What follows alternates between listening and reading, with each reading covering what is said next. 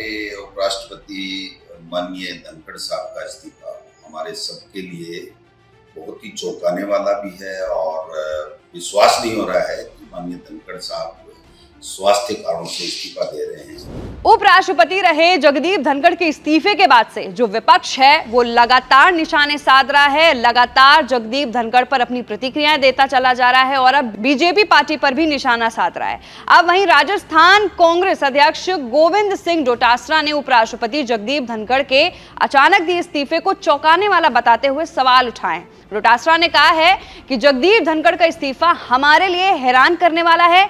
यकीन करना मुश्किल है कि उन्होंने केवल स्वास्थ्य कारणों से पद छोड़ा है। ऐसे में उनका अचानक इस्तीफा देना एक संकेत देता है कि कहीं ना कहीं बात कुछ और है।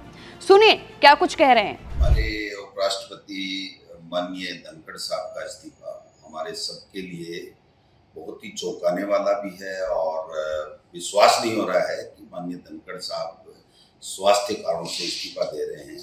हालांकि उनका जो रेजिग्नेशन आया है वो स्वास्थ्य कारणों को बताया गया है, लेकिन आप समझ सकते हैं कि पूरे दिन राज्यसभा का संचालन करना और उसके बाद में 23 तारीख को उनका जयपुर में कार्यक्रम होना और महीने में 20 दिन उनके टूर होते रहते थे, तो ऐसे में अचानक इस तरीके का इस्तीफा आना एक तरीके से जो संकेत दे रहा है कि जो कुछ दिनों से उन्होंने अपनी बातें स्पष्ट रूप से मीडिया के माध्यम से किन्हीं प्रोग्राम के माध्यम से कहना शुरू किया था, वो कहीं न कहीं भारतीय जनता पार्टी हाईकमान को नागवार गुजरा और मैं समझता हूँ कि धीरे धीरे परतें खुलेंगी, लेकिन किसान के बेटों के लिए, किसान के लिए, खेती के लिए इनकी सोच ही नहीं है भारतीय जनता पार्टी की।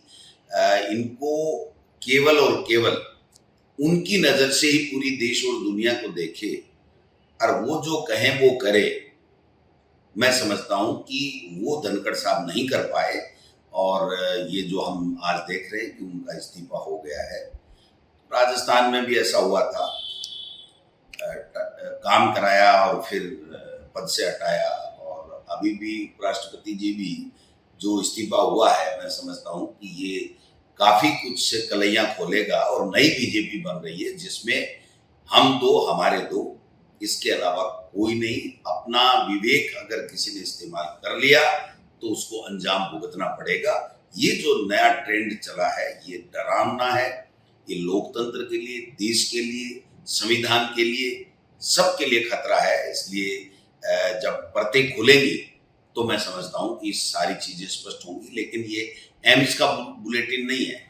वहीं उन्होंने आगे भी कहा कि बीजेपी अब यूज एंड थ्रो की राजनीति कर रही है, खास तौर पर किसानों और किसान परिवारों से जुड़े लोगों के साथ।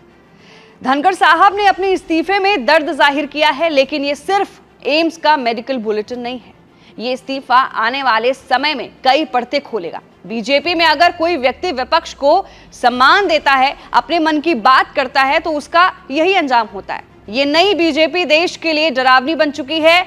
हम सबको मिलकर सोचना होगा कि ये देश किस दिशा में जा रहा है, ऐसा कांग्रेस नेता ने कहा। आगे क्या कुछ कहा वो हमने आपको रिपोर्ट में सुनाया, उनकी प्रतिक्रिया सुनाई।